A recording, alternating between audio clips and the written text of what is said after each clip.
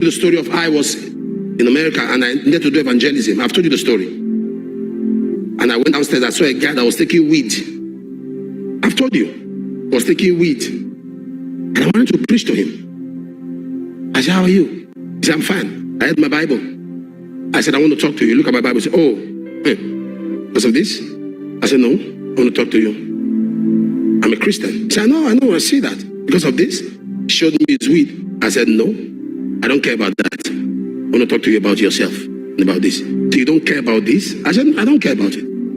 You know, some of you say, Apostle, you mean you didn't care about weed?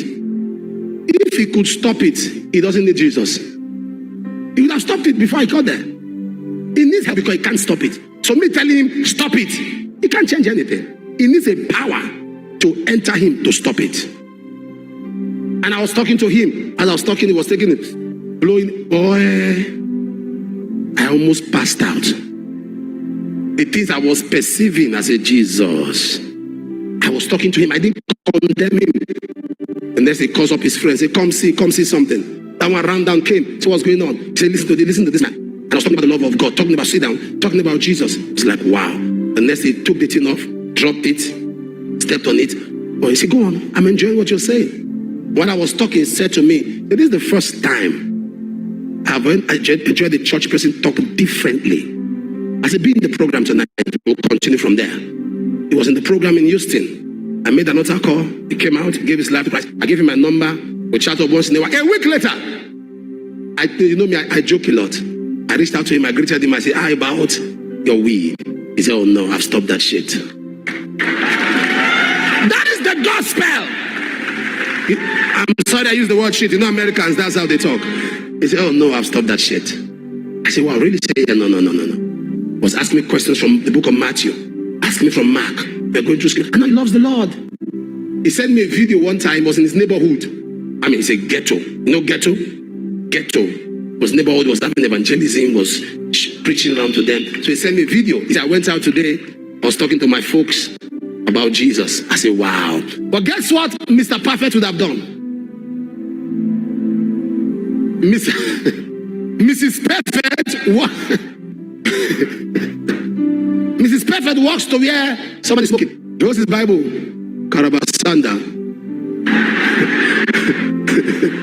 Keribusunta. Ribasanke. Brother, drop it. Brother, the spirit cannot move. The Lord cannot talk to you until you drop it. Ribasanda. Korobasanda. You must drop it. That's not the gospel. The gospel comes to men who are incapable of helping themselves. You present Jesus. We sent you, evangelism department. Thank you for what you are doing. We sent you to win soul, not to argue with soul. We didn't say go and be arguing. Evangelism department is very well. Sit down, people. But listen, we say win soul. We didn't say argue with soul. They said Jesus is not the Son of God. Say, if you say that again, he said, I can tell you, it's not the Son of God. Matthew, hold this Bible for me first. I see some skits when they say, come to church. I will come to church. Give your life to Christ. And I'll bring out, gone. You must, have you seen some skit? That's nonsense now. That's not the gospel. So you must give your life to Christ by force. Me, I'm fire for, that's not the gospel. You don't pressure people to get saved. You make them love God enough. Because if that kind of God you're forcing him to go to follow died for me, there must be something he's looking for. But this one that died for me must be a function of the love he has for me.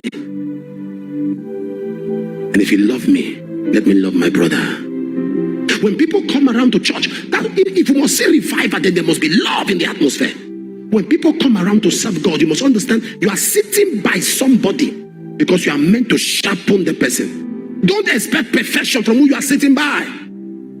Don't expect perfection.